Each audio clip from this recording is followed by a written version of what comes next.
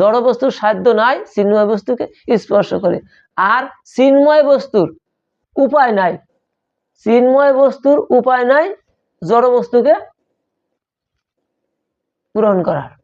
দেখছেন, চিন্ময় বস্তুর উপায় নাই, একজনের সাধ্য নাই আর একজনের উপায় নাই। এখন উপায়টা কি করে হয়? উপায়টা বললো যে দেখুন, জল সে তেল, তেল কি জলের ভিতর যখন দেন, নদীতেই ফেলেন আর সরোবরেই ফেলেন, যেখানে তেল কি কখনো ডোবে? হ্যাঁ, ডোবে নাকি? ডোবে না। কিন্তু একটা পাথরে যদি সুন্দর করে তেল মাখাইয়া ওই পাথরটা যদি জলের ভিতরে ফেলে দেন, তখন কি হবে? কি তেল ডুববে না? হরে কৃষ্ণ। পাথরে যখন আপনি তেলটা মিশ্রণ করলেন, তখন কি হবে? তেল ডুবে যাবে না? তাহলে এই যে এই বস্তুটা ঠিক তদ্রূপ, যে এই যে বললো যে এই জড় বস্তু আমি গ্রহণ করি না, কিন্তু যদি ভক্তি মিশিয়ে দেওয়া হয় তখন ভগবান সেটা গ্রহণ করে নেয়। জয় নিতাই, জয় গৌর হরি।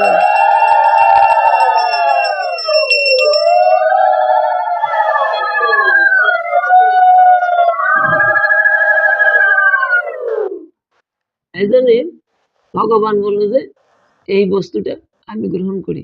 বললা শুধু তাই নাই, কৃষ্ণ ভগবান বললো যে আমি কাঙ্গাল কোথায়, যদি কেউ মুক্তি চায় তাকে মুক্তি দিই, মুক্তি দিতে নৈক কাঙ্গাল, ভক্তি দিতে হয় কাঙ্গাল।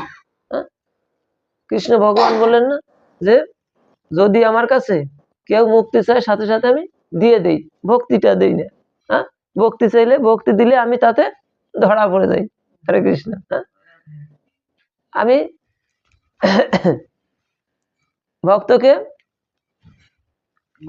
এই এই জড় জগতে মুক্তি চায়, এই জড় জগতিক অর্থ বৃত্ত বিষয় বৈভব বিলাস সবকিছু ভগবান দিবে, তার সঙ্গে সঙ্গে দিয়ে দেয়। একটা জিনিস দিতে চায় না, কারণ ভক্তিটা, এই ভক্তিটা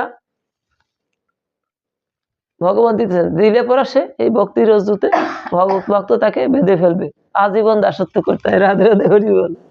ভক্তের দাসত্ব করে। এজন্য এই বস্তুটা বড় দুর্লভ বস্তু, আর এই দুর্লভ বস্তুটা প্রাপ্তির জায়গা আছে।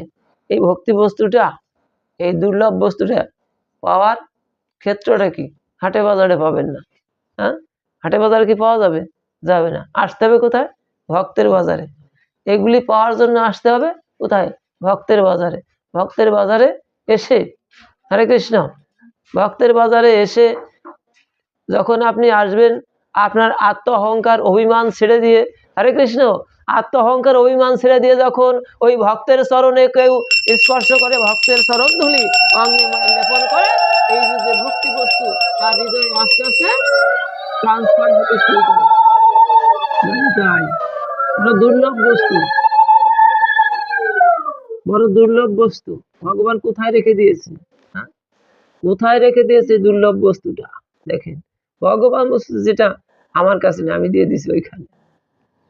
আপনি একটু ভক্ত সেবা দিবেন, ভগবানের বৈষ্ণব সেবা দিবেন, আপনার অন্তরে আপনার যত কিছু আপনি আয়োজন করেন বাবা, সব নিষ্ফলা হয়ে যেতে পারে যদি আপনার ওই বস্তুটার অভাব ঘটে।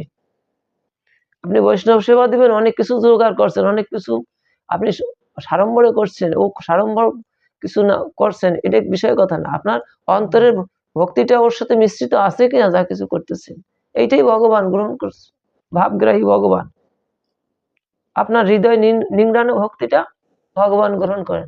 ওই যে ধূপ কাঠি দেয়, এত আরতি দেই বাবা, ও কতটুকু গ্রহণ করে, আগে ওতে এই হৃদয়ের ভক্তিটা নিংড়াই দিতে পেরেছি কিনা, এইটা হলো মাপকাঠি। এটা বড় বড় বিচার্য বিষয়। হরে কৃষ্ণ। আমরা অনেক কিছু করি সাড়ম্বরে, দেখেন ওই কর্ম আদি করি, কি ব্যবস্থা করি।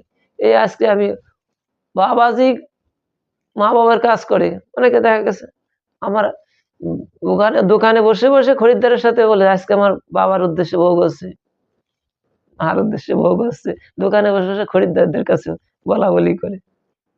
বাড়িতে ব্যবস্থা আছে কিন্তু আসলে অনেক কিছু, কিন্তু বাবাজি নাই, যার বাবার কাছে সে নাই। রাধে রাধে হরি বল। দোকানে বসে গল্প করে খরিদ্দারের কাছে, আমার বাবা যাও বাড়ি যাও প্রসাদ পেয়ে এসো। মানে এই ভগবান মানে তার বাবার কাছে এসে সবকিছু গ্রহণ করে নিয়ে যাচ্ছে। বুড়ি বুড়ি রাধে রাধে বুড়ি।